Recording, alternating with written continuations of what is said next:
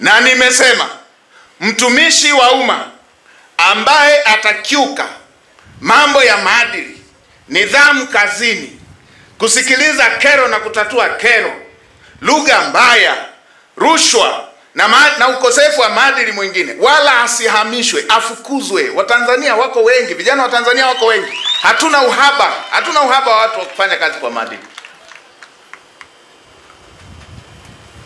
Na nafuatilia, napata taarifa. Kama leo nimepata taarifa, kama kule Tabora nimepata taarifa,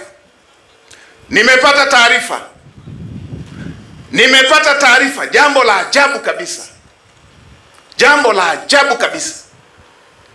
Yani wapongeze viongozi wa mkoa wa Tabora, kuanzia mkuu wa mkoa na wasaidizi wake, ni wapongeze kwa kuchukua hatua. Wasingechukua hatua, wasingeliona hili, ningewafukuza wao leo. Alikuwepo tabibu mmoja, mganga mmoja pale Urambo. Mambo ya ajabu kabisa. Mganga mmoja pale Urambo ameenda kumtibu binti wa miaka 18. Ana tatizo la uzazi. Kaenda kumtibu, kamsikiliza. Amemaliza kumsikiliza, akamdanganya kwamba anavyotakiwa kutibiwa, anatakiwa apewe sindano ya usingizi. Amempa sindano ya usingizi. Akiwa kwenye sindano ya usingizi amembaka. Mambo ya ajabu kabisa. Amembaka.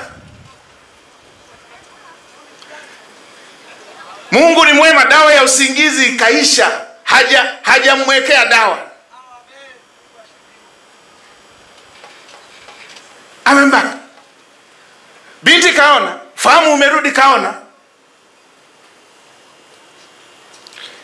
Nesi aliyekuwa anasaidia ameshuhudia. Na binti ameolewa, mume wake alikuwepo. Mambo ya ajabu kabisa. Madaktari wengine wameshuhudia na wakajiridhisha na wakathibitisha amebaka.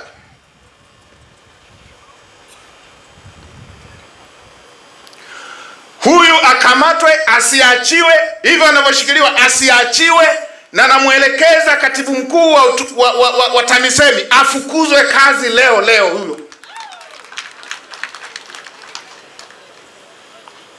Na kama alisoma kwa mkopo, kama alisoma kwa kodi za Watanzania, Wizara ya Elimu wafuatilie kama alisoma kwa kodi ya Watanzania, huyu afilisiwe, fedha hizo zirudi. Hawawezi Watanzania wakatoa kodi yao kusomesha mtu akamfanyia Mtanzania unyama namna hii. Na wanaotoa ithibati za madaktari wafuatilie, anyang'anywe leseni.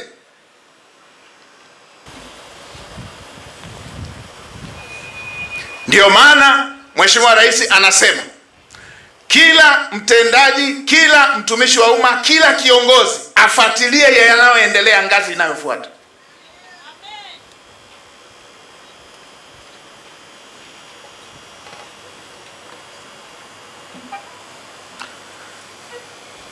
Na yasema haya,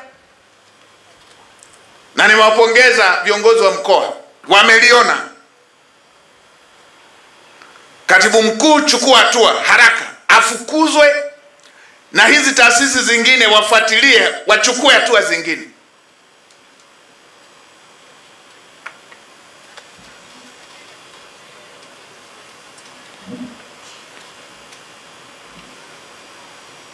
Hatuwezi kuruhusu mambo ya ajabu ya aina hii katika sekta yetu ya utumishi wa umma.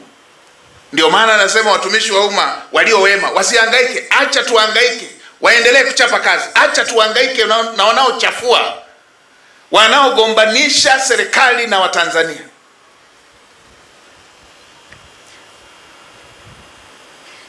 Mambo ya ajabu kabisa.